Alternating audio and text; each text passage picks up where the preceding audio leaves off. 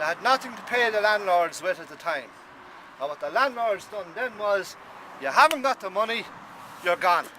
They put them on the side of the road. There was evictions all over the place. And when these people were evicted, man, woman and child or whatever, onto the side of the road, they were gone. Because there was no one could give them anything, they hadn't got it to give them. So it was the next best thing to a death sentence.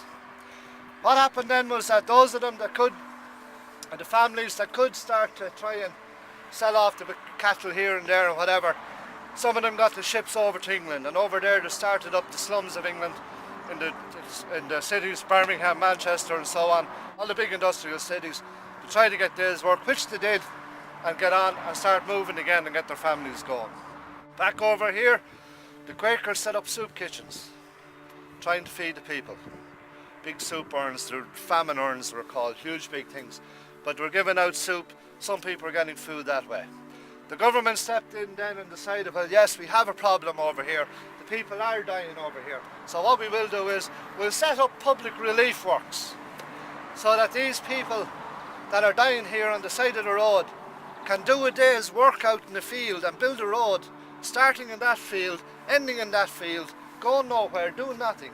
But at least they might earn a few pennies. We'll give them a few pennies for doing that, so that they can go to one of our warehouses that's filled with corn to feed Crimean war horses, and we'll sell them a pound of grain to keep them alive for the next day so that they can work again. Now, in saying all that, there was good work done too on many of the relief schemes, harbour walls and town clean-ups and town walls and stuff like that. So there was good work done. It wasn't all bad work done.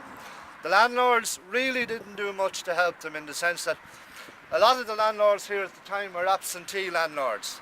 In other words, they had their huge estates over here, 1,500, 2,000, 3,000 acres, but they lived in their townhouse in London.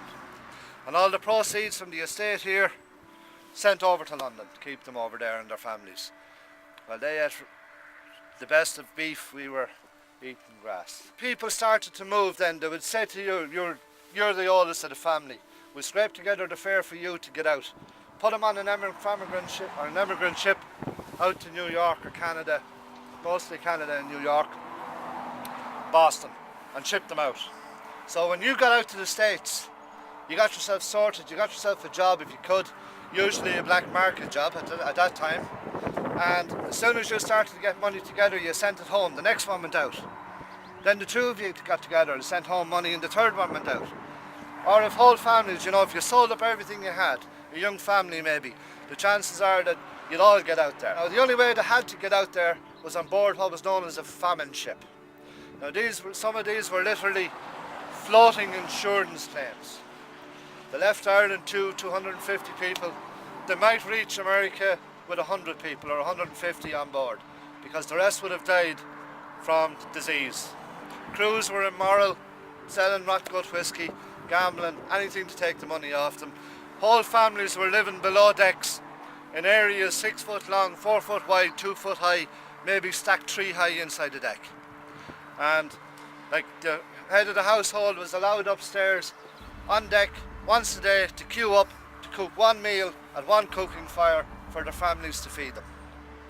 You can imagine on a 3-month voyage, and them conditions, life expectancy wasn't great if you were anywhere sick at all. And a lot of people didn't make it. A lot of people landed in the New World and had to be told they were going home. Their cheeks weren't anywhere red at all. They got the chalk mark on the back, and that was it. You were sent back because you were sick. A lot of them weren't allowed to sail from here because they were sick. Families left here, fathers and mothers left here and left their sons and daughters behind them on the quay. It was either that, save them what you have, or kill us all. And that's the way it was operated.